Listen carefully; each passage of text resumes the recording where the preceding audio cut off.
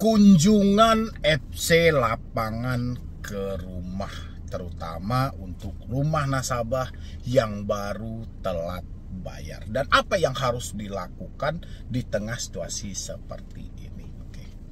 Ini banyak yang menyampaikan sama saya ya, tapi di sini teman-teman semuanya yang mendatangi FC ke rumah itu Aku Laku, Kredivo, habis itu dari Kredit Pintar ya. Dan ini mereka juga tidak menyeluruh semuanya mereka akan mendatangi, tidak gitu loh ya. Tapi sebenarnya terlepas dari mau mereka mau datangnya atau tidak, yang jelas kita bahas saja hari ini. Pasti teman-teman semuanya mengalami ketakutan. Di sini dia menyampaikan salah satu dari curhatan dari salah satu follower saya juga. Dia menyampaikan bahwasannya setelah 70 hari dia mengalami telat bayar, itu dia baru didatangi oleh pihak dari Kredivo. Kira-kira teman-teman mendengar hal seperti ini takut gak sih? Karena mengingat yang saya perhatikan ya, ketika orang-orang sudah menyatakan tidak mampu, sudah tidak sanggup, hal yang menjadi problem besar bagi dia adalah soal DC dan FC lapangan. Ini menjadi problem yang sangat besar gitu loh. Bahkan tak jarang orang banyak menghabiskan uang hanya untuk menemukan jawaban apakah ada DC, apakah ada FC. Banyak yang tertipu dengan jasa backup data lah, menghentikan sebar data lah, menghentikan DC datang ke rumah lah, galbay aman lah, habis itu melunasi hutang dengan berhutang. Banyak yang terjebak dalam hal-hal seperti ini, hanya semata ada DC atau tidak dan kapan DC akan datang. Dia akan ditawarkan dengan berbagai hal yang mana terkadang pemikiran dia juga tidak mampu berpikir maksimal. Oke teman-teman semuanya, saya pengen bahas sama Anda terutama untuk yang mengalami telat bayar di Kredivo, di Aku Laku, Kredit Pintar dan lain sebagainya ya. Di sini ada salah satu curhatan dari follower saya. Coba teman-teman lihat dulu sebelah saya di sini. Bang Medi mau tanya, setelah galbay di aplikasi Kredivo lewat dari 90 hari, apakah tim FC internal mereka masih kunjungan menagih kita ke rumah? Oke, saya hentikan dulu sampai di sini ya. Buat teman-teman semuanya, pinjol wajib menagih 90 hari. Lewat dari 90 hari, pihak pinjol dilarang melakukan penagihan langsung. Ya, secara internal mereka dilarang melakukan penagihan langsung, tapi bukan semata ini melunaskan tagihan Anda, tidak. Jangan dikira pula nanti setelah 90 hari hutang lunas mereka tidak boleh menagih dan segala macam, itu nggak ada. Ya, mereka tetap bisa melakukan penagihan, hutang Anda tidak dianggap lunas ataupun hangus, tapi penagihan dilanjutkan melalui pihak ketiga dan pihak dari lawyer yang mau memproses ke jalur hukum. Tapi ya, kalau teman-teman tanyakan soal Kredivo, Kredivo tidak ada di dalam P2P Lending. Yang ada produk lainnya, Kredipes. Kredivo sendiri itu dia sudah pay letter dan izinnya pun sudah multi finance. Dia sudah ada di bawah Otoritas Jasa Keuangan dan di bawah Bank Indonesia juga. Oke, teman-teman semuanya. Dan habis itu atau melimpahkan penagihan rumah lewat pihak ketiga ya, pastinya dia akan ke pihak ketiga setelah 90 hari. Saya sudah telat di aplikasi Kredivo selama 71 hari. Saya sudah 4 kali kunjungan FC lapangan Kredivo dan saya yang keempat baru hari ini dan saya temui. Kalau soal kunjungan dari Kredivo, karena dia tidak masuk dalam P2P Lending, dia lebih ke pay letternya ya. Sebenarnya wajib menagih 90 hari juga tidak bisa mereka pakai gitu loh. Ya, karena mereka berbeda kan, beda jalur. Tapi kalau untuk Kredipes mungkin karena dia P2P. Ya kan?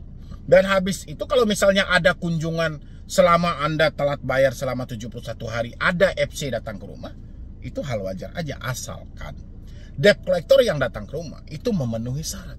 Yang dikatakan memenuhi syarat apa? Dia yang mempunyai IDKAR, yang mempunyai sertifikat profesi di bidang penagihan, yang mempunyai surat kuasa langsung untuk menjemput tagihan. Dan ini semua harus mereka tunjukkan. Apalagi sertifikat profesi di bidang penagihan, mereka harus mengikuti pelatihan yang ada. Ya, soal dia datang mau 4 kali, mau 5 kali, mau 6 kali, selagi mereka diperintahkan oleh perusahaan mereka, ya mereka berkunjung. Tinggal dari kita, dari si debiturnya, tidak usah terlalu menakuti diri kita. Ya, kita hadapi aja dengan hal-hal santai, kita sampaikan aja apa yang menjadi pemicu sehingga kita belum melakukan pembayaran. Kan mereka juga butuh jawaban. Dia juga butuh jawaban dari kita, makanya dia berkunjung. Jadi nggak usah kita tunjukkan rasa takut, rasa cemas, rasa khawatir, dan terlalu berlebihan. Jelaskan aja apa fakta yang sedang terjadi. Oh, misalnya hari ini saya resign dari tempat kerja. Sudah, sampaikan resign. Ya, duit saya nggak ada, misalnya sampaikan duit kita nggak ada. Nggak perlu kita sandiwarakan dan nggak perlu kita dramakan. Karena kalau kita dramakan, takutnya nanti malah kita lupa sendiri dengan apa yang kita ucapkan. Makanya ketika kita berhadapan dengan debt collector yang sudah datang ke rumah kita, setelah mereka menunjukkan kelengkapan surat-surat mereka, kita jelaskan fakta yang terjadi. Sampaikan yang sejujur-jujurnya. Tidak perlu kita sandiwarakan lagi. Mereka bisa mengerti, syukur. Mereka tidak mengerti, yaitu hak dia. Yang jelas kita menyatakan tidak mampu, bukan tidak mau. Ini memang kondisi hidup, bukan kita buat-buat sama sekali. Dan kita juga tidak bisa mensulap daun menjadi rupiah, kan nggak bisa. Jadi kalau ada misalnya paksaan dari debt collector, wah jual aja tuh motor Anda, pinjam aja tuh sama tetangga Anda. Ya disitulah Anda tegaskan. Tegaskan dalam arti, sekarang gini aja Pak. Kalau memang perusahaan Anda memberikan toleransi sama saya, kasih saya perpanjangan waktu tanpa saya harus bayar. Saya akan usahakan secepat mungkin. Tapi kalau misalnya perusahaan Anda tidak mau memberi saya tenggang waktu dan segala macam, lanjutkan apa yang menjadi resiko yang telah tertulis selama ini. Udah cukup sampai di sana. Jangan ada cerita teman-teman semuanya dipaksa membuat perjanjian baru, disuruh tanda tangan materai dan segala macam. Jangan ada lagi. Sudah cukup Anda menandatangani sejak awal. Anda kan sudah menyetujui. Sudah ada kesepakatan. Anda meminjam sama pinjol, dengan Anda mempersiapkan diri untuk membayar sebanyak yang ditentukan, kan Anda sudah sepakat. Jadi tidak ada penambahan perjanjian di luar itu buat kedepannya. Jadi tahan sampai di sana buat teman-teman semuanya. Jadi nggak ada perlu Anda misalnya, wah ini harus ada nih perjanjian Anda tanda tanganin di sini. Atau Anda misalnya datang aja nih ke kantor dan segala. Kalau misalnya kantornya masih terjangkau, ya kita datangi. Tapi kalau kantornya sangat jauh, ya kita ngapain datang? Kan mereka sudah datang, sudah berkomunikasi dengan kita gitu loh. Yang penting buat teman-teman semuanya ingat, kedatangan debt collector ke rumah itu tidak membahayakan, tidak menjadi problem kenakutan, tapi ilusi atau halusinasi dalam pemikiran kita selalu menyampaikan ini adalah hal yang menakutkan. Padahal tidak. Tidak ada yang menakutkan. Yang paling ngeri adalah ketika Anda berkomunikasi dengan debt collector via telepon, WhatsApp, dan email. Ini yang paling ngeri. Saya selalu sampaikan sama Anda, setiap kasus kejadian karena pinjaman online selalu dengan judul diduga karena teroran pinjaman online. Teroran ini bukan diteror datang ke rumah dikirimin kepala babi dan segala macam, enggak gitu loh. Tapi teroran melalui telepon, WhatsApp, dan email yang paling berbahaya itu. Jadi jangan robah fokusmu ya dengan sesuatu yang tidak membahayakan. DC datang ke rumah itu tidak membahayakan, dia sudah diperintah. Justru bagus kita berkomunikasi secara langsung daripada kita berkomunikasi via telepon.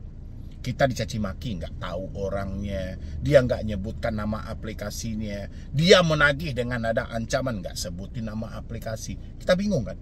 Bagus mereka langsung datang. Yang datang pun tidak melakukan pengancaman, karena mereka SOP. Karena mereka berada di lapangan. Kalau mereka melakukan pengancaman, mereka akan berhadapan dengan maut nantinya, membahayakan diri mereka. Makanya FC yang datang itu, dia telah mempersiapkan segala sesuatunya teman-teman. Dia tidak seburuk yang Anda bayangkan. Oke? Tanami hal itu. Jadi kalau misalnya Anda menyampaikan, setelah 90 hari yang datang itu pihak internal atau eksternal, yang datang pihak eksternal.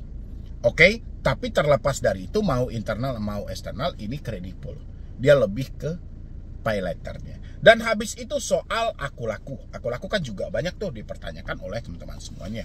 Juga sering mereka menurunkan debt collector lapangan gitu kan, untuk mengunjungi Anda ke rumah. Saya berharap teman-teman semuanya, jangan hanya semata karena ketakutan Anda, karena ketidakmampuan Anda dalam jujur, karena tidak mampu menerima keadaan hari ini, Anda memaksakan diri Anda untuk gali lubang tutup lubang. Ingat, debt collector yang datang ke rumah tidak menakutkan seburuk yang Anda bayangkan. Oke, yang jelas hari ini teman-teman semuanya, tetap lihat pandanganmu lurus ke depan. Apa yang bisa kamu lakukan di tengah situasi yang seperti ini? Kalau kehidupan kita hanya berdiam diri, kita hanya sibuk memikirkan soal DC, soal ketakutan, kapan Anda mau berubah? Kapan Anda mau memulihkan hidup Anda ini? Sementara Anda sudah tahu Keadaan sudah tidak memungkinkan lagi. Selama ini Anda berkecimpung dengan dunia hutang, apalagi hutang online, apa yang terjadi pada hidup Anda? Bahkan untuk makan aja susah. Apalagi hari ini Anda hanya sibuk berpikir tanpa berusaha. Anda hanya berdiam diri di rumah tanpa melakukan action apapun. Anda akan menjadi orang yang rugi. Sudah saatnya Anda melangkah buat ke depan, perbaiki segala kesalahan yang telah terjadi. Kalau nggak Anda, orang lain tidak bisa. Oke, buat teman-teman semuanya, tolong dipahami itu baik-baik. Silahkan Anda bekerja dan berusaha. Walaupun hari ini duit Anda belum ada untuk menyelesaikan hutang, tapi tanamkan nawaitu Anda. Tanamkan niat Anda bahwa rezeki itu tahu di mana Anda tidak tahu di mana rezeki. Tugas Anda hanyalah berusaha dan ikhtiar berdoa. Tapi kalau Anda hanya berdoa saja tanpa berusaha, tidak ada duit yang jatuh dari langit. Jadi terima aja keadaan hari ini, perbaiki buat ke depan. Oke, teman-temanku semuanya, mungkin dari saya cuma itu aja. Terserahlah mau pinjolnya yang manapun. Jangan jadikan DC lapangan sebagai bahan untuk menakut-nakuti diri Anda sendiri, apalagi sampai melakukan tindakan yang merugikan diri Anda. Jadi sekian dulu dari saya, Medi Broni. Wassalam. Yo, assalamualaikum warahmatullahi wabarakatuh. Ini buat teman-teman semuanya yang mana Anda hari ini menyatakan galbay atau tidak sanggup lagi membayar di pinjol-pinjol legal seperti di Akulaku, Kredivo, dan lain sebagainya. Anda harus catat ini baik-baik dan mulai besok semuanya Anda harus kompak untuk memahami ini demi keselamatan Anda. Karena saya perhatikan teman-teman semuanya itu lebih percaya dengan halusinasi yang terjadi dalam pemikiran Anda daripada fakta yang harus Anda hadapi buat ke depan. Kita sama-sama sudah tahu teman-teman semuanya seperti apa pinjol dari pinjol menjadi pindar itu, seperti apa regulasinya, seperti apa aturannya, kita sudah sama-sama paham. Ini yang mau saya sampaikan buat teman-teman semuanya yang baru telat-telat bayar atau menyatakan tidak mampu bayar pinjol. Kalau ini tidak Anda pahami, Anda akan menjadi orang yang paling miskin, paling terdepan, dan Anda akan dihancurkan sehancur-hancurnya oleh pinjaman online. Anda harus catat itu. Ya, Anda harus catat baik-baik. Karena saya perhatikan Anda masih sibuk mencari ada FC atau tidak, aman atau tidak, ada DC atau tidak, pihak ketiga atau tidak, nanti mereka mensita nggak, mempenjara nggak, dan segala macam yang Anda tanyakan. Saya jawab dulu ya, satu persatu buat teman-teman semuanya. Ketika Anda menyatakan tidak mampu bayar hutang, itu sudah dijelaskan dalam Pasal 19 ayat 2 tentang Undang-Undang HAM. Tidak ada seseorang pun yang bisa dihukum pidana karena tidak mampu bayar hutang. Ya, jadi tolong gugurkan pemikiran Anda tentang penjara dan jalur hukum pidana. Oke, gugurkan pemikiran Anda. Habis itu lagi, selalu teman-teman tertumpu dengan apakah ada FC, apakah ada DC. Perkara ini perkara yang sangat simpel. Kenapa saya bilangin perkara yang sangat simpel? Ini hanya bermasalah Anda tidak mampu jujur, Anda tidak mampu terbuka. Ya, entah itu Anda tidak pengen orang tua tahu, tidak pengen suami atau istri tahu, sehingga Anda berpacu selalu pemikiran Anda untuk menemukan jawaban ini. Saya meminta Anda untuk jujur dan terbuka. Ini menyelamatkan. Oke, kalau Anda tidak jujur dan terbuka, hutang Anda makin besar. Ya, hutang Anda makin besar bukan perkara bunga, bukan perkara denda. Hutang Anda makin besar, Anda akan didorong untuk gali lubang tutup lubang. DC akan melakukan desakan, DC akan melakukan penekanan untuk Anda melakukan perpanjangan, untuk Anda melakukan pencicilan, untuk Anda melakukan pelunasan. Kalau Anda tidak melakukan pelunasan, dia akan berkunjung ke rumah. Ingat tadi, Anda sedang ketakutan. Ya, mendengar kata kunjungan, mendengar kata datang, mendengar kata pihak ketiga, jantung Anda berdebar. Ini akan dimanfaatkan. Ya, makanya sesegera mungkin jujur dan terbuka, gugur lagi ketakutan Anda tentang DC dan FC datang ke rumah. Habis itu lagi buat teman-teman semua, yang harus Anda pahami adalah yang paling pertama, satu orang cuman boleh meminjam 3 pinjol. Ini yang harus Anda pahami dan Anda simak, oke? Satu orang cuma boleh meminjam di 3 pinjol. Ini tertuang dalam COJK nomor 19 tahun 2023. Yang mana Ini harus dipatuhi oleh penyelenggara. Ini harus dipatuhi oleh pelaku usaha jasa keuangan. Siapa itu penyelenggara? Siapa itu pelaku jasa keuangan? Oh, pinjol. Pindar namanya hari ini. Dia adalah penyelenggaranya. Dia adalah pelaku usaha jasa keuangan. Dia harus mematuhi. Tentang COJK nomor 19 tahun 2023. Satu orang cuman boleh meminjam di 3 pinjol. Kalau ada Anda yang meminjam lebih dari 3 pinjol, berlaku sejak Januari 2024. Coret aplikasinya, laporkan ke Asosiasi Fintech Pendanaan Bersama Indonesia. Biar matanya terbuka. Ya, Anda lihat kasus-kasus yang baru viral. AFPI cukup geram dalam hal berbagai macam. Dengan komunitas Galbay, gerakan Galbay dan segala macam. Sekarang kita buktikan. Jalan atau tidak COJK nomor 19 ini.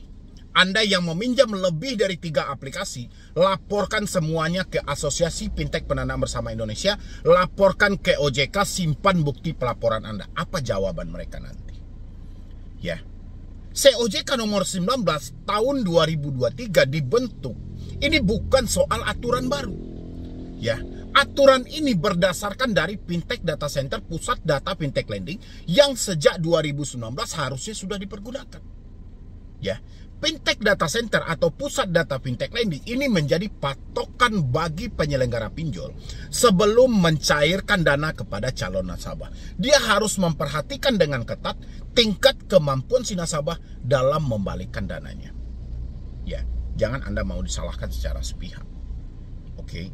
Anda meminjam lebih dari 3 aplikasi, disampaikan sama OJK di beberapa media sosial misalnya menyampaikan, banyak masyarakat tidak tahu diri, pinjam ke banyak pinjol tidak mau bayar. Bukan masyarakatnya tidak mau tahu diri, tapi si pinjolnya tidak punya akal gitu loh. Ya, sudah ada aturan. Sudah ada Fintech Data Center, sudah ada Pusat Data Fintech Lending. Kenapa orang yang meminjam lebih dari yang ditentukan masih dicair ya? Jadi teman-teman jangan bodoh lagi. Jangan hanya mau disalahkan gitu loh. Ya, saya tahu Anda melakukan hal itu dalam keadaan terdesak. Anda meminjam ke pinjol mencari dana yang instan. Anda meminjam ke pinjol mencari dana yang darurat untuk sebagian orang. Tapi sebagian lagi dia meminjam ke pinjol dengan unsur disengaja, dengan ada maksud kejahatan lain. Ya. Tapi khusus Anda yang ada di channel saya, jangan mau diperbodoh. Kalau Anda mencairkan pinjol lebih dari 3 aplikasi, salah Anda tidak ada di sana. Oke, salahnya dari penyelenggara. Pelaku usaha jasa keuangan sudah tahu dia ada meminjam di 3 aplikasi, kenapa masih dicairkan? Ini Anda harus paham aturan ini. Ya, tertuang dalam COJK nomor 19 tahun 2023. Anda harus baca hal itu. Ya, berarti mereka sengaja untuk mencairkan dana ini supaya menghabiskan mata pencarian Anda semuanya. Sehingga Anda tidak mampu lagi untuk keluar dari semua jeratan itu. Kalau memang Pindar ini ingin membantu, harusnya 3 aplikasi saja cukup untuk 1 orang. Jangan ditambah sampai 10, 15, 20 dan segala. Jangan dicairkan lagi. Ya. Ini enggak, tetap aja dicairkan. Tetap aja dicairkan. Yang namanya masyarakat, dia dalam keadaan terdesak, apapun akan mereka lakukan. Ya, bahkan gali lubang, tutup lubang, gali lubang, tutup lubang. Tanpa disadari, lubang yang tergali 10 aplikasi. Padahal Anda cuma boleh 3 aplikasi di pinjol resmi. Silahkan isi di dalam kolom komentar, siapa yang meminjam lebih dari 3 pinjol. Habis itu lagi buat teman-teman semuanya.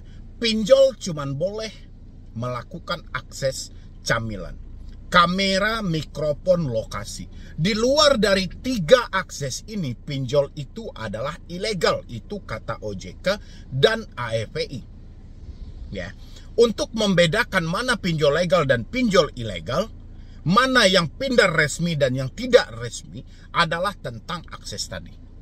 Kalau ada pinjol yang mengakses di luar dari ketentuan yang ada, ilegal. Kata OJK seperti itu, ilegal. Ya, misalnya mereka yang legal dibilangin cuman boleh kamera, mikrofon, lokasi. 3 hal ini saja. Tiba-tiba Anda mendownload aplikasi pinjol legal, akses kontak yang dia minta, akses log yang dia minta, akses email yang dia minta, banyak lagi. Ya, ilegal. Walaupun pinjol yang Anda pinjam legal, Anda simpan buktinya. Oke, jangan bodoh lagi. Ketika Anda digertak oleh pinjol, ya, misalnya Anda digertak oleh pinjol legal, kami akan hubungi semua kontak Anda. Pertanyakan, setahu saya OJK membatasi untuk akses kontak. Dari mana Anda tahu kontak saya? Oke, pancing mereka dalam hal itu. Jangan kalian hanya mengaminkan semuanya. Apapun tindakan yang dilakukan kalian terima. Jangan. Yang sengsara diri Anda. Ingat, Anda telat 1 hari, Anda sudah dibebankan dengan denda. Belum lagi bunga yang harus Anda bayarkan. Belum lagi di awal Anda dibebankan dengan biaya administrasi. Ya, ini pikirkan dengan matang teman-teman semuanya. Nggak bisa hanya tertumpu aman atau tidak, ada DC atau tidak, ada FC atau tidak. Tapi aturan-aturan penting Anda abaikan.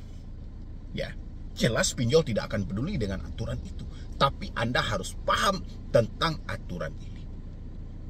Ya, yang terakhir adalah selalu teman-teman berpatokan tentang wajib menagih 90 hari. Setelah 90 hari hutang dianggap lunas dan hangus. Itu nggak ada ya teman-teman semuanya. Jangan lagi percaya dengan aturan-aturan itu. Aturan itu muncul bersamaan dengan peresmian Asosiasi Fintech Pendanaan Indonesia yang diresmikan oleh OJK. Keluarlah aturan P2P Lending. Oke, pinjol wajib menagih 90 hari. Habis itu aturan itu ditambah di bawahnya. Setelah 90 hari hutang bukan dianggap lunas. Hutang bukan hangus. Ya, melainkan pinjol masih bisa menjalin kerjasama dengan pihak ketiga ataupun lawyer. Ya, dan habis itu buat teman-teman semuanya tentang aturan penagihan kredit. Anda juga harus menghafal. Nanti Anda bisa cek semuanya di Google, POJK nomor 22 tahun 2023 tentang aturan penagihan kredit terbaru. Ya, Anda pahami semuanya. Dan yang terakhir, yang selalu kalian takutkan juga adalah penyebaran data di luar dari kontak darurat. Kontak darurat dalam COJK nomor 19 tahun 2023 itu hanya dipergunakan untuk mengkonfirmasi di mana keberadaan si debitur ketika si debitur tidak bisa dihubungi. Bukan sarana untuk melakukan penagihan. Tapi sebelum nomor itu di ACC atau disetujui sebagai kontak darurat oleh Anda yang meminjam, pihak pinjol harus menghubungi pemilik dari nomor tersebut untuk meminta persetujuan dan konfirmasi, dan itu pun harus didokumentasikan. Jadi nggak ada cerita penyebaran data. Kalau hal itu masih Anda temukan di lapangan, simpan bukti yang ada, saat itu ambillah keputusan yang paling tepat. Minta debt collector-nya untuk datang semuanya ke rumah, bayarkan. Berhadapan-hadapan langsung, pertanggungjawabkan perbuatan mereka. Oke, buat teman-teman semuanya, jangan ada lagi yang bertanya, ada DC, capek hidup Anda nanti. Nggak akan selesai masalah ini kalau pertanyaan Anda masih tentang hal itu. Oke, mungkin dari saya cuma itu aja dulu buat teman-teman semuanya. Mudah-mudahan ini bisa membantu dan membuka lagi pemikiran Anda, membuka lagi semangat Anda untuk terus melangkah buat kedepannya, perbaiki hidup Anda. Jadi sekian dulu dari saya, Medi Broni. Wassalam.